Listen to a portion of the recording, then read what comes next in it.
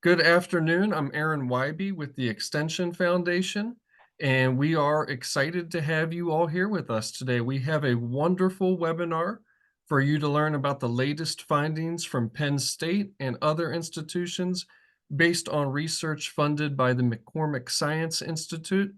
Just a couple of reminders real quick. We are in a Zoom webinar room. This means that you can see and hear us, but we can't see or hear you. So we invite you to use the chat. But if you have any questions during the presentation, there will be a Q&A portion at the end of our time today. And there is a Q&A button right here in Zoom that you can press and add your questions in there. So I would prefer you, if you have questions, to use the Q&A feature instead of using the chat, as things sometimes get lost quickly using the chat feature. And I'll go ahead and answer one of the frequently asked questions, which is whether this presentation is being recorded. And the answer is yes, and we will send a follow-up email to all registrants with a link to the recording by the end of the week. With that said, I'd like to briefly introduce our presenters. From the McCormick Science Institute, we're pleased to have Dr. Hamed Faridi here. He is the founder of Faridi Strategy Group, LLC, and serves as the executive director of the McCormick Science Institute. Joining him is Dr. Guy Johnson, who serves as the senior advisor to the McCormick Science Institute. And from Penn State University, we have Dr. Travis Masterson, who serves as the Director of Health, Ingestive Behavior, and Technology Laboratory, and is also the Broadhurst Career Development Professor for the study of health promotion and disease prevention. So gentlemen, we're excited to have you, and I'd like to go ahead and turn this over to Dr. Faridi.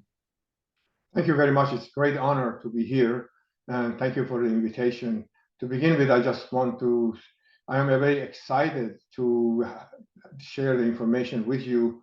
I started my school at Kansas State University and my career at Washington State University as a faculty. So I'm very familiar with the extension programs and in different states.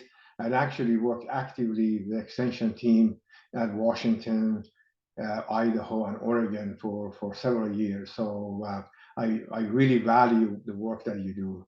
For the McCormick Science Institute, it was established in 2006 to enhance knowledge on the potential health benefit of natural spice and herbs, the one that is used on a culinary basis. MSI is a thought leadership gift from McCormick and Company for the benefit of everyone. It is for making sure that this, for clarity, is that it's fully funded by McCormick and Company. However, is operating under a separate from the business unit, and is guided by a blue ribbon scientific advisory council. We have no interest in the IP, and the McCormick Science Institute does not hold any intellectual property. Everything is posted on our website and for all the papers and publications. We do not interfere with the principal investigator's work. We always give the fund as a non-restricted gift to university professors. We also do not lobby for anyone, for any company or association. We do not work on experimental animals. We do not fund any work that they're using experimental animals. It basically mostly for our users, and all of them with the humans, about the diet quality and health benefits. The last thing that I want to mention to you is that there is no confidential information, and everything is above the ground, and we do not work on any product related to commercial products of McCormick and Company or any other company. Everything is about general spice and herbs. If you look at the past 18 years, we are very honored that our principal investigators, including Dr. Masterson, they have done tremendous amount of work on this area. We have worked with 26 universities in the United States, in United Kingdom, Holland, and France and Canada. We have funded already 55 research studies that Most of them are completed and many of them are in progress. They have already published 57 peer-reviewed studies and 25 monographs on Nutrition Today that they were all authored by Dr. Keith Singletary from the University of Illinois. And there are about 14 or more manuscripts in press or preparation. Generally, the McCormick Science Institute provides funds in 3 areas of focus. It's about all on the role of culinary spice and herb at the culinary level, not at the extract level of anything. On the metabolic health, how they impact health directly, but diet quality, how they may help reduce the level of the things that public policy says you need to eat less of, such as salt, fat, and sugar, and how to encourage increased consumption of things such as vegetables. And the last one is an area of translation and education, is the part that we try to communicate the work of the MSI scientists to the world and to the people who would be impacted. And that's the way that we can really impact public health. So on metabolic health, we have funded research on heart health, cognition, gut health, chronic inflammation, and more. On the area of diet quality, as I mentioned, a lot of work has been done how might we increase the healthy eating index through consumption of beneficiary dietary components such as vegetables, or partially replacing saturated fat, salt, and sugar in the diet. And in translation is learning how to motivate consumers to improve diet quality and metabolic health with spice and herbs, more quickly and efficiently. That's one of the things that we have learned, that a lot of people have a difficulty in incorporating spice and herb in the diet, and that is a way of helping, making consumers, hopefully improving behavior for healthier eating and healthier, life. With that, I'm be more than to share now with Dr. Guy Johnson.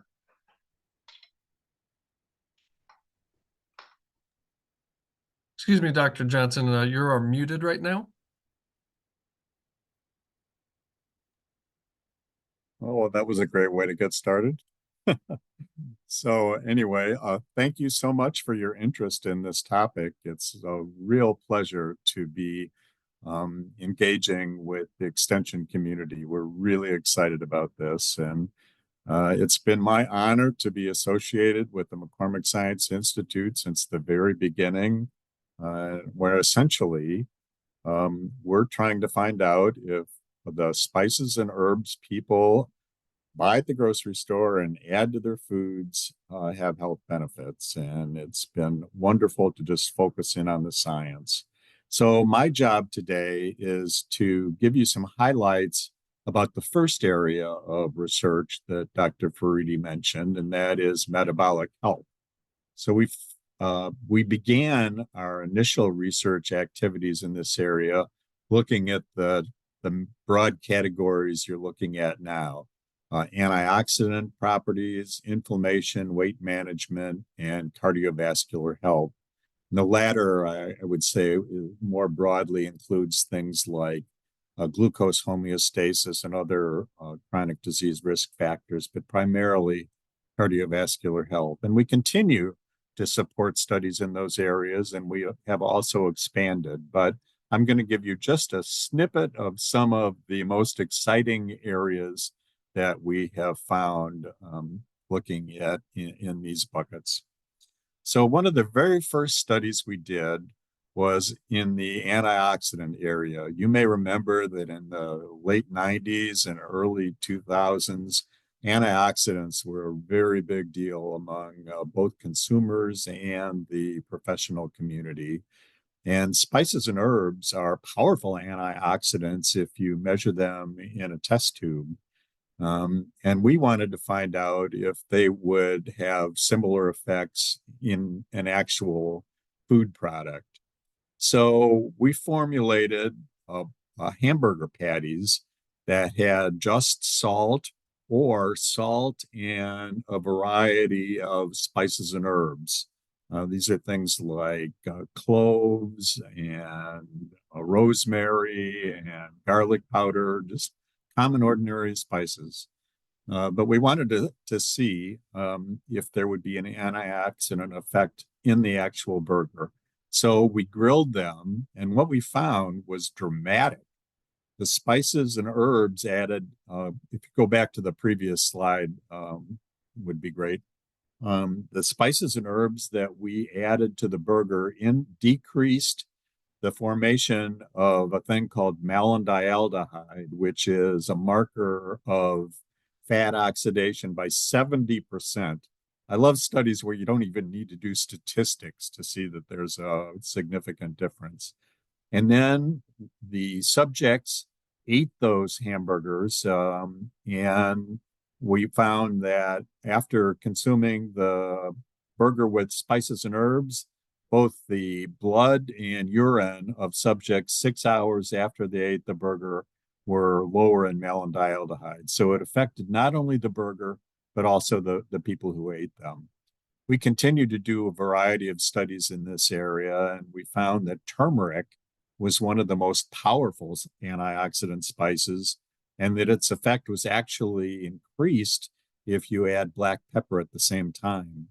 Then on the next slide, we decided to look for other outcome measures among subjects that consume these burgers. And what we found is that subjects who consume the spice burger, after we measured their endothelial function, found that the spices actually increased endothelial function, functionality of the artery, elasticity, and so forth, as measured by the PAT test compared to the non-spice burgers. So there were heart health benefits associated with adding spices to the burger also.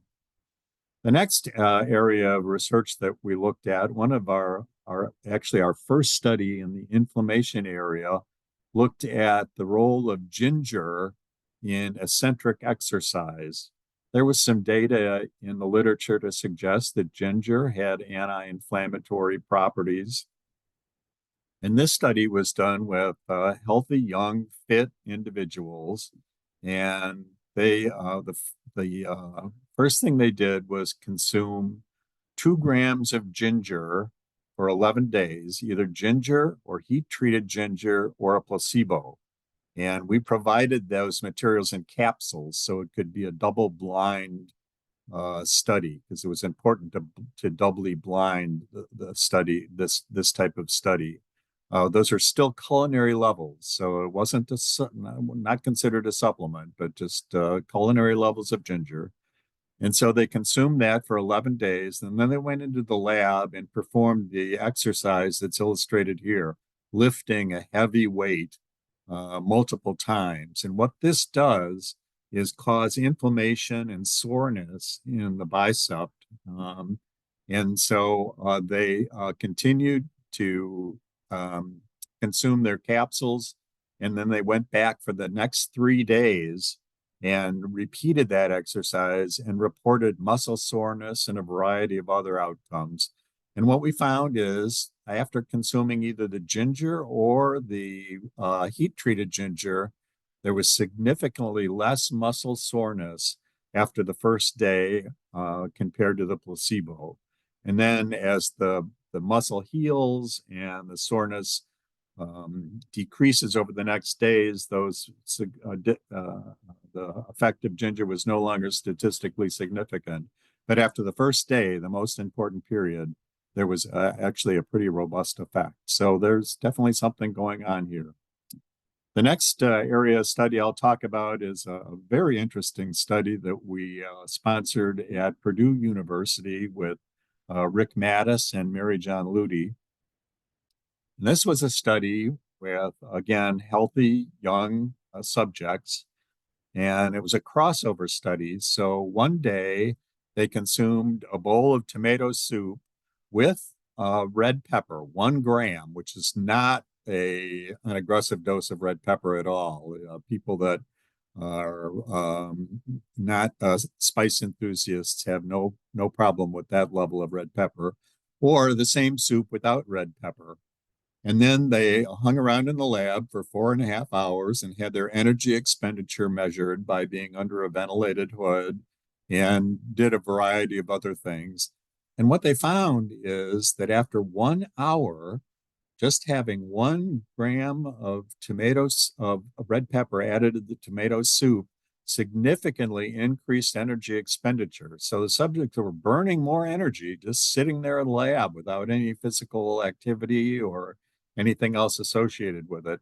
And then something that I think is really interesting is they also measured the core body temperature of the subjects. So they had them swallow a sensor, and then a day or two later, when the data become available, you can find out what the core body temperature was. And I think it's really interesting that it paralleled the energy intake profile, so that the red pepper actually increased core body temperature. So it was essentially turning energy into heat rather than body fat or anything else. And then on the next slide, we also took a look at the appetitive factors with red pepper. So after the end of their 4.5 hours, these college students were given all the macaroni and cheese they could eat. And the group that were not regular red pepper users actually consumed 143 less calories of the macaroni and cheese than the group than when they received the tomato soup without red pepper. So that's amazing to me. 1 gram of red pepper, 4.5 hours previous, ended up having an effect on appetite in these subjects. And so there's a number of other studies that suggest that red pepper has effects in energy metabolism. And, while you may not melt away to nothing by putting red pepper on your pizza, it's not going to hurt either. So I think this is a very interesting study. And the media loved this study. We got a lot of interest in it, which is always fun. So the next area that I'll talk about is cardiovascular health. And the most robust study we've done in this area is at Penn State with Christina Peterson and Penny Chris Etherton and others. And this was an amazing study. This is a fully controlled feeding study where we wanted to find out if spices and herbs added to an average American diet would have beneficial physiological effects. So this is just an average American diet that is not the most high quality diet that you can think of, but it's the diet that people eat. So we fed that diet in a crossover study, randomized crossover study, so that each subject acted as their own control and received each of these 3 diets for a month-long period. And as I may have mentioned, all of the food was provided. So they either ate it at the research facility or took it home. And there was a 2-week compliance break between treatments. But at the end of that period, we found that 24-hour ambulatory blood pressure, systolic blood pressure, was significantly lower after the high spice diet than the other 2 diets. So that's the most robust way to measure blood pressure is ambulatory 24-hour blood pressure. So we were really excited to see that result. And then also on the next side, we were a little worried that people in central Pennsylvania might not be too receptive to that much spice in their diet. And what we found out is that they liked the diet just fine. Instead of in the amount of spice was preferred in both the medium diet and the high spice diet compared to the low spice diet. So this was a really interesting study. And I don't have time to get into the other studies we've done in detail. We've done quite a few of them. And almost invariably, you find a beneficial physiological effect from spices added to meals. Just in an acute setting, one meal, a postprandial studies have shown that spice blends can improve the response in blood lipids, especially triglycerides, insulin, and glucose concentration. We've also just completed a study that was funded at UCLA looking at fasting blood glucose concentrations. This was a long-term study that looked at 24-hour glucose monitoring and looked at the effect of 2 grams of cinnamon and found very robust effects, very exciting. We've also supported studies at the Illinois Institute of Technology that have looked at spice blends, an Italian blend and a pumpkin pie spice blend type spice mixture, and found that just like the spice mixture added to the burger that I talked about at the beginning of this talk, there were beneficial effects on endothelial function, both acutely and then a little further on. So the bottom line is that spices and herbs have the ability to contribute to public health and adherence to dietary guidelines in 2 different ways. And Dr. Masterson is going to talk about the first way that I have here a little bit, and that is improving diet quality. So if you can make healthy foods taste better, guess what? People are more likely to eat them and benefit from the diet quality associated with them. So that's one way spices and herbs can contribute. But also, as I've just illustrated some examples, spices and herbs may have beneficial physiological effects of their own, including heart health, inflammation, etc. And so we are really excited to be doing this work, and the level of interest in spice and herb research has gone up exponentially since MSI was founded in 2006, and we like to think we've had a little something to do with that. So with that, I will say thank you so much and turn it over to Dr. Masterson. Great, thank you. And so I'm going to pick up kind of where Dr. Johnson left off here in that last bucket that Dr. Faridi was talking about, which is that MSI is also interested in improving diet quality. And there's a couple components that go into that. So I've cherry picked just a couple of studies that they've funded over the years, just showing that herbs and spices can indeed improve diet quality. So there was a study conducted at Johns Hopkins University in free living volunteers. And essentially what they were trying to do was provide them with spices and materials that emphasize the use of spices and herbs in the diet. And the group that received the behavioral intervention that emphasized these spices and herbs consumed less sodium than subjects that didn't receive that. And they were twice as likely to meet the daily recommended intakes of sodium than those in the control group. So people just learning about the use of herbs and spices are likely to reduce the use of salt as their main flavorant in their dishes. And directly impacting food, though, there was another study conducted funded by MSI where they found that herbs and spices increase the appreciation for and the intake of low salt legume-based meals. So kind of like how Dr. Johnson was showing in the controlled feeding trial, individuals tended to like that diet, like the spice. Those same spices can be used to improve the intake of vegetables, legumes, and those types of items as well. And this is actually in line with the 2020-2025 dietary guidelines. The new guidelines state that spices and herbs can help flavor foods and reduce and help in reducing the use of added sugars, saturated fat, and sodium in cooking. And so that's where my lab kind of comes in a little bit. We were working with Dr. Penny Chris Etherton at the time, and Penny really knew about all of this, information and participated in a lot of these studies, and really wanted to extend that work and figure out how to communicate these things clearly to the public. And so we kind of stepped into the lens of translational science.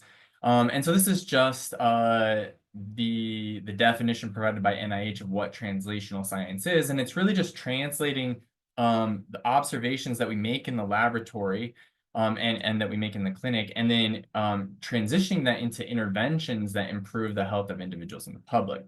And we can be targeting medical outcomes or kind of like these biological outcomes, but also behavior changes that could lead to improved health. So one of the things that we were fortunate to be able to do with the support of MSI, Dr. Chris Etherton and I teamed up with our extension department here at Penn State, as well as our local PBS station. And with them, we started the development of some video education material. So the first thing that we did is we designed a 2-hour-long online webinar, which is typical of our extension department to do cooking demonstrations and those types of things. But in this case, what we did is we designed a series of recipes that would help reduce the use of salt, sugar, and fat in the recipes. And in that webinar, we really highlighted that from an educational standpoint of like how to effectively do that in your cooking while maintaining flavor in your food. So we had a list of standard recipes, or what we considered standard recipes, and then we modified them with the extension educators alongside some of the chefs at McCormick to make some very high quality recipes that were healthier, right? And what we did is after that webinar, we just got some feedback from the participants about how they felt that those videos impacted them. And so we asked some questions you can see here about their knowledge about herbs and spices, their confidence in using herbs and spices. We also asked them what aspects of the webinar were most valuable to their learning. And so what you can see here is that the majority of people, in most cases above 75% of individuals, felt that attending the webinar improved their knowledge and confidence around the use of herbs and spices. What we did after that is, that's great, and there's always all sorts of materials and webinars and classes that can be done, but the reality of our current situation in how people learn about things is we're often in online environments, we're often bombarded by media and those types of things. And so one of our goals was to take that 2-hour-long webinar and condense it in terms of information. And so we took the material that was created through that webinar, and then with the local PBS station, we created a series of short 4 to 5 minute videos. And so these were all very like professionally made with extension educators and RDs, and essentially took those recipes that we had designed with McCormick and converted them into these short videos. Then what we did is we did an online intervention where we recruited individuals into our study. We asked them about their knowledge, confidence, and intent to use herbs and spices. And then we showed them our videos and then re-asked those questions similar to the webinar. And here what you can see is that the majority, in most cases, over 50% of participants reported improvements. And a lot of the ones that didn't report improvements were people that were already very familiar with herbs and spices. But again, showing that we could take that long form educational material and condense it into a tighter set of videos that could convey the same information. And the other component of that is that for the extension webinar, these are people that are interested in paying to be there, right? In our online sample, these were individuals that were just recruited across the nation that may or may not have had particular interest in the use of herbs and spices or cooking in general. But we see some significant changes in all of our variables. The videos that we created as part of this project are now hosted on the USDA's My Plate Strategic Partners website. The website actually looks a little different than this now. They just updated it. But you can find those videos. So if you're interested in watching them and seeing what they are, you can do that. Now, one of the things that was also very interesting after that, because we had our team of researchers, we had a team of extension specialists, and we had all these amazing materials that we created with the help of MSI. And so we looked for ways that we could continue to extend the reach of these materials. So the Penn State Cooperative Extension Program took these materials and applied for a grant through the Extension Foundation, and they were fortunate to receive an NTAE grant. With this grant, what they did is they took the materials that we developed out into the community, to local farmers markets, and kind of the point of these materials was trying to get people interested in using extension in general. So using these high quality materials to pull more of the public in to investigate extension at large. And so we had some of the same educators going to these farmers markets, using our handouts, and promoting the videos as a way to talk to individuals during their demonstrations. And so I just have some information about that grant up here. But you can see what NTA said about this. They said that this extension team exemplifies the cooperative extension goal of making research-based information more accessible to the public. They are very resourceful and quick to use the extension services to introduce their clientele to all that Penn State University has to offer. And I just have to like reiterate that our extension team is amazing here.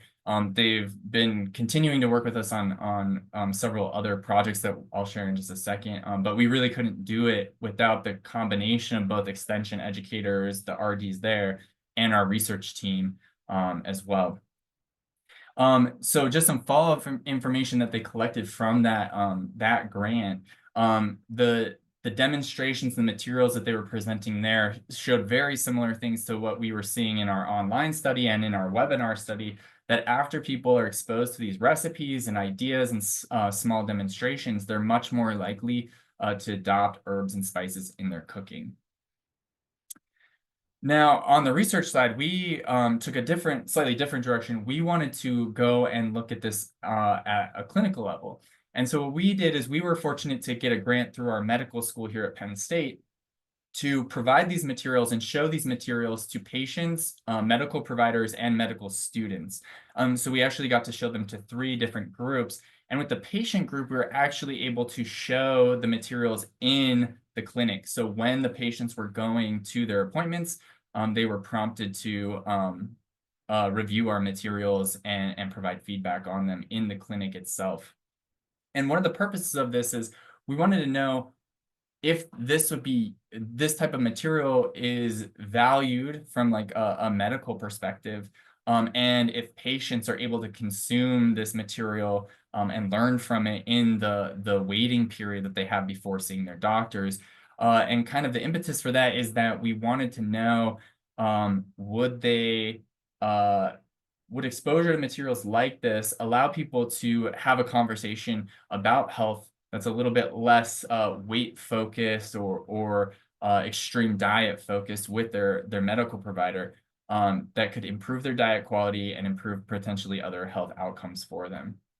And so when we showed this to providers and medical students, one of the questions that we asked is there a strong need to even just talk to your patients about nutrition? Is that something that you feel like you need to tell your patients about? And 98% of providers and medical students believe there's a strong need to educate their patients about nutrition. There was one person that said no. And so we're not sure who that doctor is, but you know, there's definitely a need, and it's definitely an issue that comes up.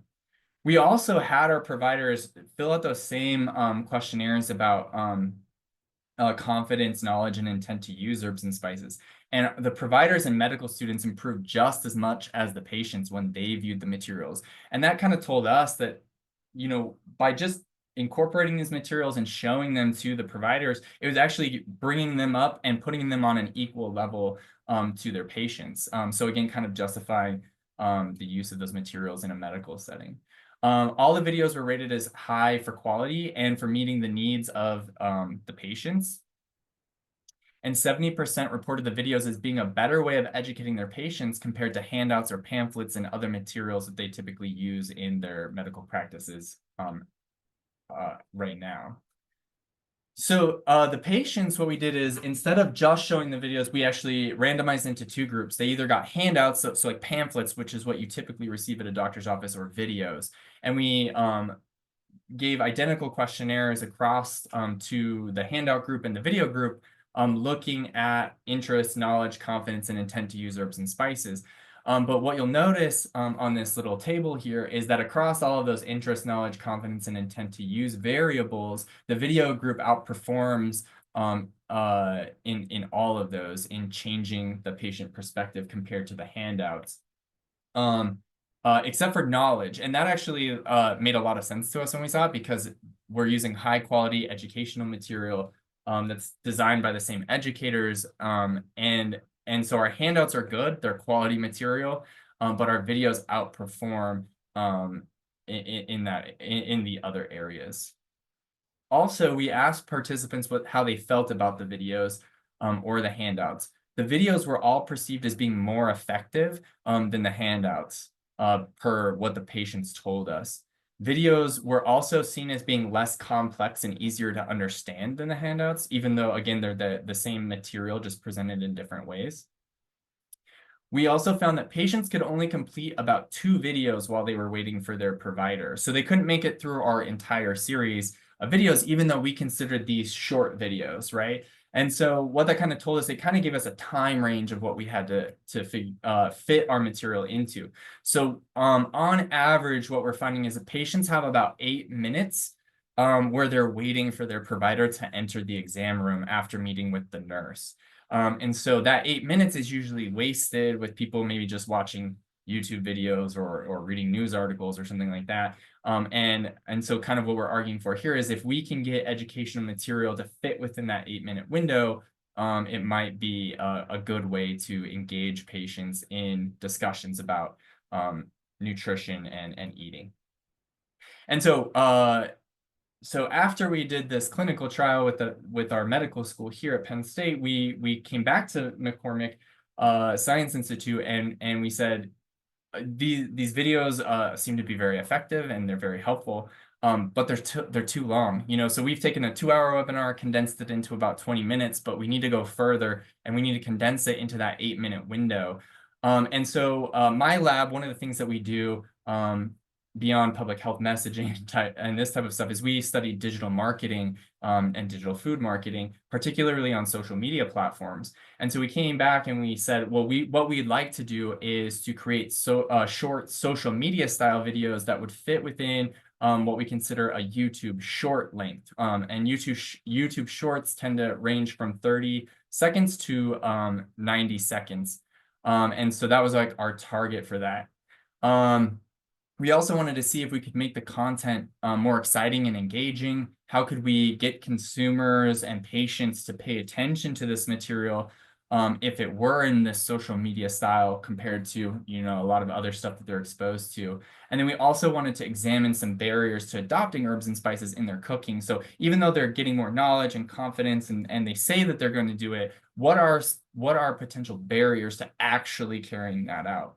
And so we actually have some new data that we have where we're in the process of writing the paper right now, where our short social media style videos are just as effective and more engaging than our slightly longer form videos. And so we're really excited about that. And now we're moving into the engagement portion. How can we make those videos more engaging? But MSI also is thinking more broadly than that. And it's been exciting to be a part of this. But MSI recently funded a series of simultaneously running studies. And the idea here is to kind of combine all these different buckets of research that they do into one holistic study. And in this case, they were interested in understanding how we could improve meals in school lunchrooms. And so the first part of that is we need to alter and taste test recipes that would be present in lunchrooms. The next thing is we need to understand the health implications of that, right? We're not just changing things to change things. We want to know, can we significantly reduce sodium? Can we significantly reduce sugar? Can we actually get these culinary levels of spices into the lunchrooms? And when we're doing that, we have to go and talk to the lunchroom staff and the school administrators, and we have to understand, if we made these changes, what would stop you from adopting them? Is it too many spices? Is it's not convenient? It's too complicated? So that we can make sure that the recipes that we're suggesting are actually adoptable by the schools themselves. And then finally, the part that my lab focuses on the most is then how do we communicate those changes to all the stakeholders? So how do you communicate that to faculty, to staff, to lunchroom staff, to parents, to students, to help them understand that the recipes are being changed, and to improve consumption and long-term adoption of those recipes. And so after we run this series of studies over the next couple of years, the goal is to culminate these projects into a large actual implementation study where we go in and actually take everything that we learned from these smaller studies and do it and see the actual impact in the school lunchroom. And so we're really excited about being able to do that as we move forward. And that is what we have for you guys today. All right. Thank you all so much. I want to go ahead and move to the Q&A portion here while we have some time left. So I'll just invite our participants. If you have questions, feel free to go ahead and put them directly in the Q&A button or Q&A feature here in Zoom just by pressing that Q&A button. There were a lot of questions, Dr. Johnson, when you were talking about red pepper, and I'm going to try to combine some of these, but somebody had asked, what variety of pepper is this, red bell pepper or is this crushed chili pepper? It's a ground red pepper, ground red pepper. And on those lines, you had mentioned some sort of spice mixture that lowered blood pressure. Oh, Can you yes. clarify what that was? So that was the study at Penn State with 3 different levels of spice blends. And what they did was they formulated all of these foods based on recipes. And so they increased the level of spice in each of the recipes so that the relative amount of spices was the same in each recipe.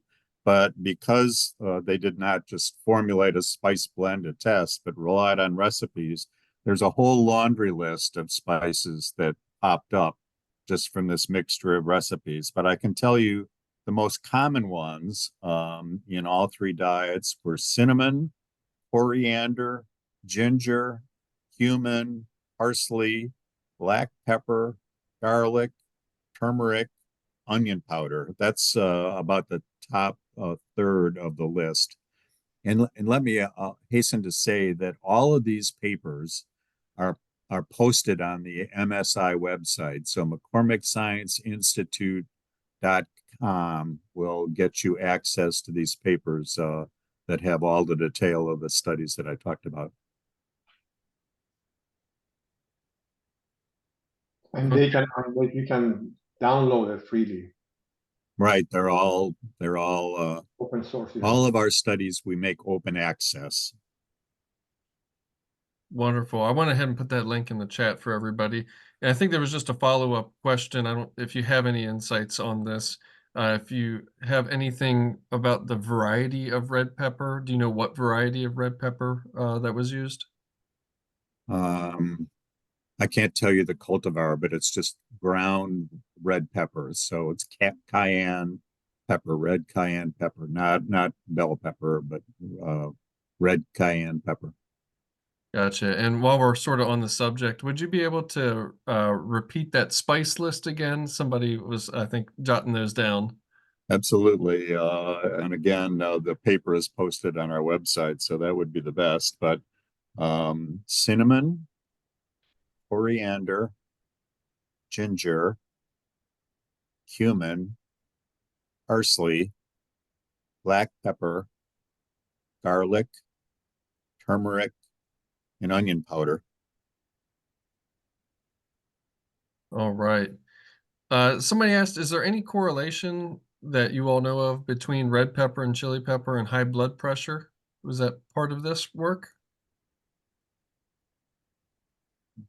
I'm not aware of anything off the top of my head. We have not supported any research to look at that area. So the blood pressure data that we have is based on a spice blend. Like I said, we were interested to know if the spices that are used in everyday diets have health benefits, and that's the most significant finding we found. Thank you. And Dr. Masterson, a couple of questions that came in, I believe were during your part of the presentation. One participant asked, do these studies include some knowledge of Ayurveda because they have a lot of evidence that herbs and spices are the best combination with food to reach a healthy diet? Is that something you can speak to? No, that we didn't base anything off of that. So we took everything that MSI has done and based all of our stuff off of those findings. I can explain a little bit that when we started the McCormick Science Institute, we said, what is the most unbiased list of spice and herb that we can study? And so we looked at the USDA data on basically the spice disappearance. So we picked the top 15 or 20 spices that are mostly used by the consumer in the United States. So those were the lists that we picked rather than if there's something that relates to a specific, is it from Ayurvedic or Chinese medicine, or there's a lot of Europeans also like Germanic think there are recipes for special things. So we wanted to make it really as unbiased as possible. Thank you. A lot more questions coming in. This is great. Thank you to our participants for these questions. One question is, how can academics and cooperative extension get involved furthering research or awareness of the importance of herbs and spices in the diet? I'm not sure who to pose that to, maybe Dr. Masters? If it relates to applying for funds for McCormick Science Institute, we have an advisory council that advises us about and the list is on our website, but you can always send a note to either Guy or myself if you have interest. We only can work with universities.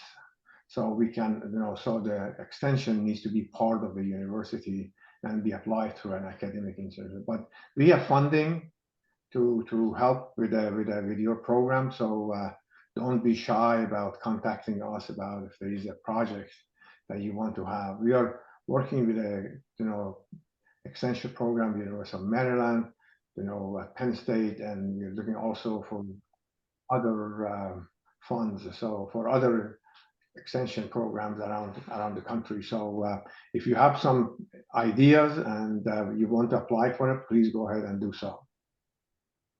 Yeah, and then I'd also say to follow up on that, the materials that we did develop, they're on the USDA's website. Somebody I dropped it in there and I think it moved it off the list. So somebody asked what the website is, and I answered it in the Q&A. It's myplate.gov/partner-resources.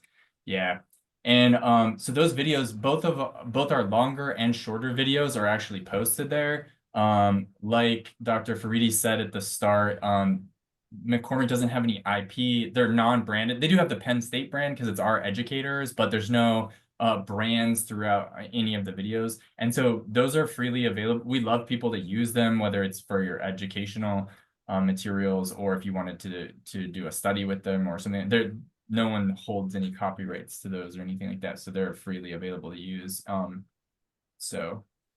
and then we love working with our extension educators. So I don't know how to, at an individual university level, make those connections happen. But sometimes it's just going and talking to people and saying like, hey, we'd like to do something with you, and just meeting the research faculty. And that's been great for us. We continue to meet new people in extension all the time and come up with different ideas even outside of this stuff that's supported by MSI. So, communication is probably a huge part of that. And it's just, applying for grants from MSI is probably the easiest one you can find anywhere, because just Guy Johnson and I, the ones who review the program and most of the time we seek advice from our advisory council, but funding is easy. And also we always provide you with funding as a non-restricted gift. So there is no bureaucracy involved. There is no, because we are not interested. We actually insist that we do not want to have any right to the publication, any right to any intellectual property or ownership of the data. Everything belongs to the PI. All right, thank you. There's some technical questions here. I'm going to combine a couple of them, but One is, have any spices been found to have any negative health impacts? And that sort of connects to this other one. Are there any spices that aren't healthy at increased levels and should be used sparingly or in moderation? I'll take a crack at that. The this the studies that McCormick Science Institute funds, and that we're trying to find out if have health benefits are all at the culinary level. I mean, I can imagine, abusing some kind of spice or other substance by taking enormous amounts, but uh, I am unaware of any issues for healthy people with a culinary level of spices and herbs. Um, they're all, regulated by FDA, and um, um, they're good for you. Sort of on that line, does the ratio of spice to fat make a difference? I have not thought about that. I would think that both the level of spice and the level of fat, particularly saturated fat, make a difference. Whether there's a relationship between the two, I couldn't say, but spices, as we've learned, are good at helping people lower their intake of saturated fat and so forth. In fact, we've done a variety of studies on that very point, where we formulated meatloaf with higher and lower fat, and some other foods with higher and lower fat. And we've been able to demonstrate that by adding spices and herbs to that recipe, you can lower the fat without sacrificing acceptability, flavor, and acceptability. Sometimes they actually like the lower fat added spice version better than the original high fat version. So there's opportunity to use spices and herbs to improve diet quality, as we've been talking about.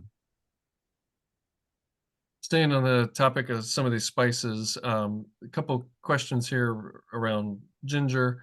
What are your recommendations about eating ginger and red pepper when one has, I think it says peptic ulcers? And in terms of ginger, do you find a difference between fresh, dried, or crystallized ginger regarding anti-inflammatory properties? Um, the difference in anti-inflammatory properties are probably related to bioactives in the ginger. And so we have not looked at fresh versus dry ginger. As I mentioned in the study that I talked about, we looked at a ginger and heat treated ginger, and both of those were equivalent in terms of their anti-inflammatory properties. And the first part of the question again was, Let me get back to it. I may have moved it off the screen. And about the effect on the peptic ulcer. oh well, again, what our studies and our interest in is diets for healthy people. So, if people have medical conditions that could impact their the availability or the desirability of eating spices, that would be something that they'd need to work out with their healthcare professionals. A couple of questions about studies. First is uh, related to what we were speaking about a moment ago about opportunities for funding. Are there a list of topics that you consider for funding? And a second question is, do you have any planned multi-center studies?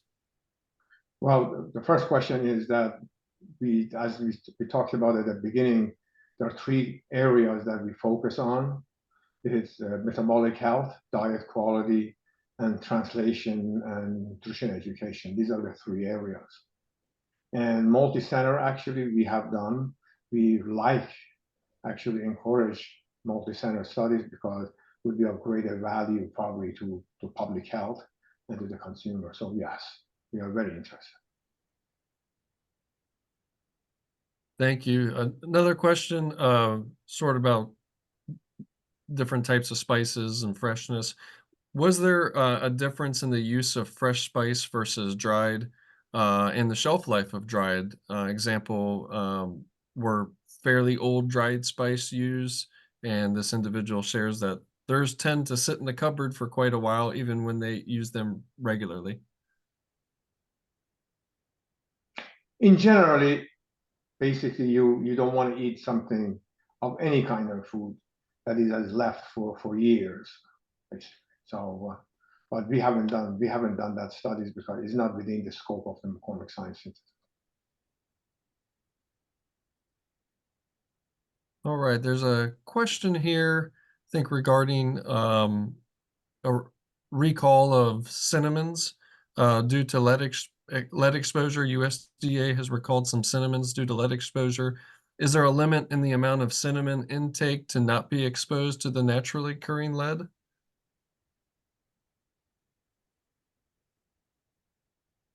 We're involved in the efficacy side of spices and herbs, not the safety. There's an organization called the American Spice Trade Association that is all over that.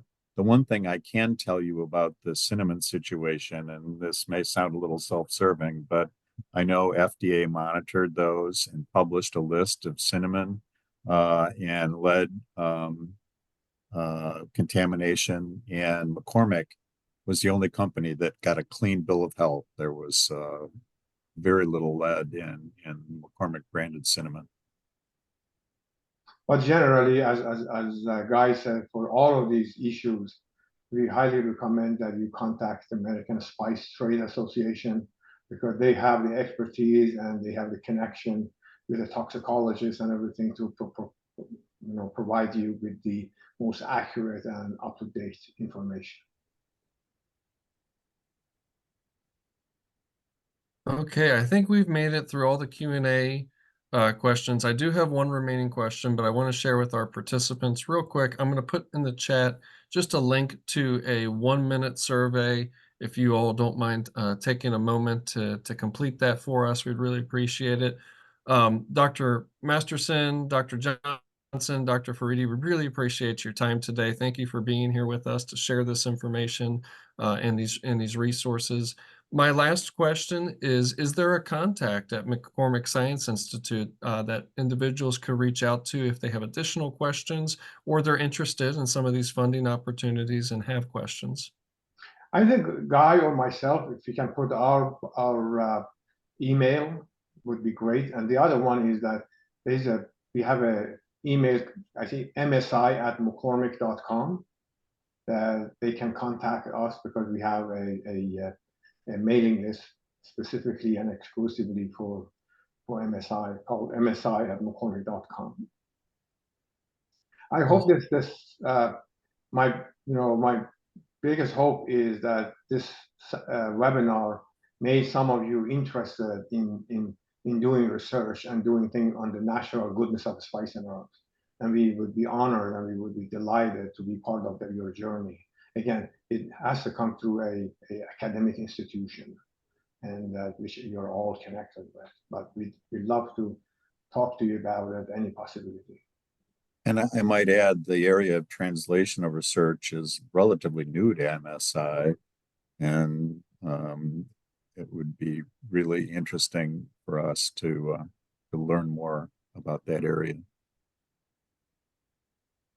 All right. Well, I want to thank all of you for joining us today. Thank you to our participants. And you will receive a follow-up email from me in the next couple of days with a link to this recording. And I'll try to put some of the contact information in that email as well. And thank you. I hope you all have a great day and a great rest of your week. You too.